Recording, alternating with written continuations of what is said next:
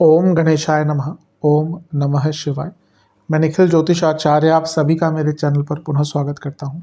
आशा करता हूं कि आप सभी स्वस्थ होंगे। महादेव की कृपा आप सभी पर सदैव बनी रहे।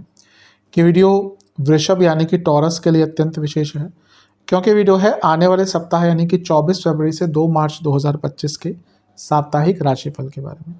कैसा रहेगा आने वाला सप्ताह वृषभ के लिए, टॉरस के लिए। जो मेरा साप्ताहिक राशिफल होता है वो प्रमुखतः चंद्रमा और उनकी गति पे आधारित होता है। चंद्रमा एक बहुत विशेष ग्रह है जिनकी विशेषता ये भी है कि वो जिस भी भाव में गोचर करते हैं उसको एक्टिवेट कर देते हैं। जिस ग्रह के साथ संबंध बनाते हैं, राशि में आते हैं, राशि से संबंध बनाते हैं, उन भावों को एक्टिवेट कर देते हैं। इसलिए डे टू डे एक्टिविटीज़ पर चंद्रमा का प्रभाव बहुत ज़्यादा होता है और इसलिए साप्ताहिक राशिफल की विशेषता बहुत होती है। क्या प्रभाव रहेगा आने वाले हफ्ते का आपके ऊपर, आपके जीवन पर? ग्रहों की अवस्था क्या बदलाव ला सकती है? किसका लाभ उठाना चाहिए, किससे बचना चाहिए? इन सब चीज़ों के लिए साप्ताहिक राशिफल अति विशेष होता है। यदि आपकी लग्न राशि या चंद्र राशि वृषभ है, दोनों ही गाइडेंस के लिए इस राशिफल को देख सकते हैं। जहाँ से आपको ज़्यादा सूट करता है, लेट करता है, वहाँ से इसको ऑब्जर्व कीजिए। व्यक्तिगत तौर पे मेरा मानना है कि लग्न राशि देखेंगे तो अच्छा है। इनकेस आपको नहीं पता अपनी लग्न राशि, तो अपनी चंद्र राशि से भी इसको ऑब्जर्व कर सकते हैं। तो शुरू करते हैं इस अत्यंत महत्वपूर्ण साप्ताहिक राशिफल का। चंद्रमा 24 तारीख को एकदम रात को करीबन 12 बजे के आसपास ही राशि बदलेंगे और आपके नवम भाव यानी कि मकरस्थ हो जाएंगे, मकर में आकर प्रवेश कर देंगे और 27 तारीख सुबह के 5 तक यहीं पर रहेंगे। चंद्रमा का भाग्य स्थान में आना अच्छा होता है। यहाँ पर वो तीसरे घर के स्वामी होने के नाते जब भाग्य स्थान में आते हैं तो भाग्य पराक्रम दोनों का ही साथ व्यक्ति को प्राप्त होता है। तो ये एक बहुत अच्छा प्रभाव यहाँ पर आपके लिए दिख रहा है। सबसे इम्पॉर्टेंट बात ये है कि यहाँ पर मंगल की दृष्टि भी है और गुरु की दृष्टि भी है, और ये जो मंगल हैं ये भी अब मार्गी हो चुके हैं और ये जो गुरु हैं ये भी मार्गी हो चुके हैं। मंगल सप्तमेश हैं तो बिजनेस में आगे बढ़ने का मौका मिलेगा, और जो गुरु हैं वो आपके लाभ स्थान के स्वामी हैं, और सप्तमेश और लाभ दोनों के स्वामी जब चंद्रमा को देखेंगे तो बिजनेस में तेज गति से आपको लाभ होने के योग बन जाते हैं। क्योंकि मंगल 12वें घर के स्वामी हैं और धनस्थान में बैठकर देख रहे हैं तो विदेश से पैसा कमाने के योग भी आपके बन जाते हैं। तो बहुत अच्छा समय है, इसका लाभ उठाइएगा।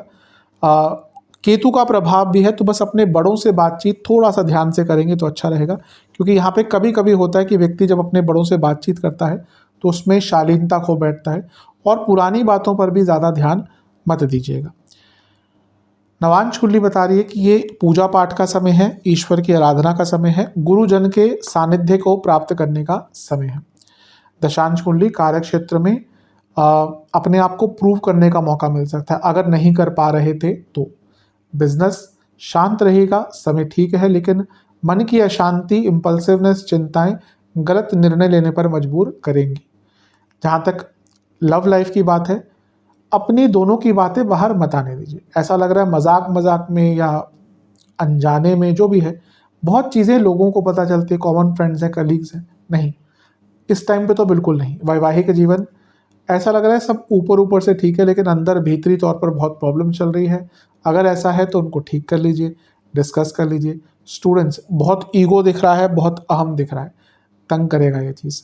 ओवर कॉन्फिडेंस बहुत है। सेहत, जोड़ों का दर्द, गले के रोग, बीपी की प्रॉब्लम। सर्वाष्टक में आपका सप्तम बली है। बिजनेस में कुछ चेंजेस लाने के लिए भी अच्छा टाइम है, बस शांत रहिएगा। चंद्रमा आ जाएंगे आपके 10वें भाव में 27 तारीख को सुबह 5 बजे, और 1 तारीख सुबह के 6 तक यहीं पर रहेंगे। चंद्रमा का 10वें भाव में आना, कुंभ में आना, बल्कि आपके 10वें भाव में आना ठीक ही है।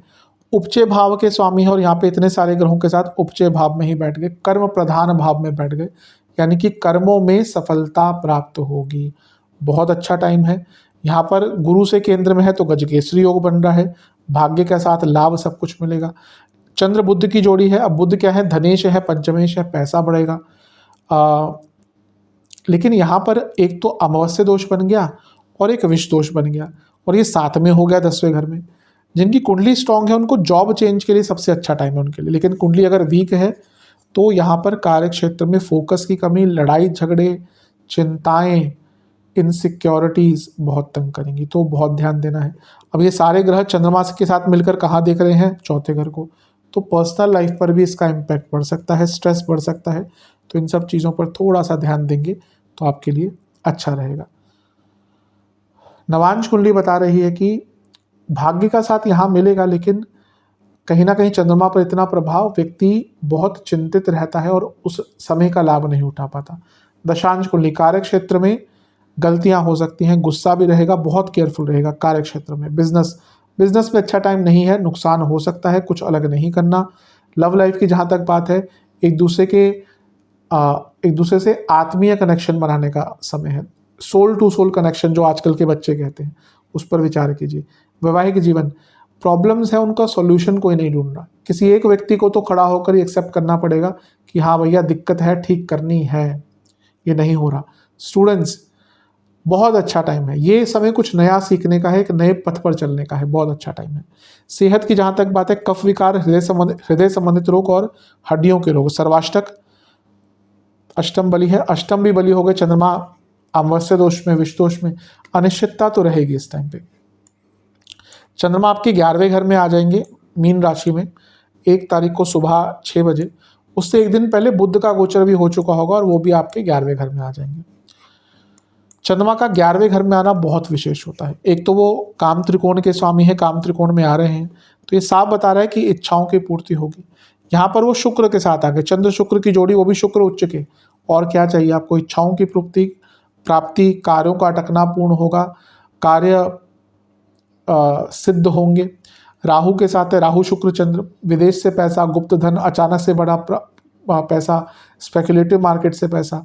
अब बुध नीच के हो गए, अब नीच भंग तो बना रखा है उन्होंने, कोई बात नहीं, लेकिन बुध क्योंकि चंद्रमा के साथ हैं तो गलत निर्णय लेने की संभावना बढ़ती है, कन्फ्यूजन बढ़ती है। तो कोई बहुत बड़ा निर्णय लेने से बचें, अनटिल अनलेस आप पूरा उस चीज़ में पारंगत हैं या पूरा क्लैरिटी है आपको, पूरे स्किल्स हैं आपके। अगर कुछ नया है और उसमें कुछ रिस्क लेना है, यहाँ पर बिल्कुल मत लीजिएगा। धन लेकिन आएगा, बड़ी मात्रा में आएगा।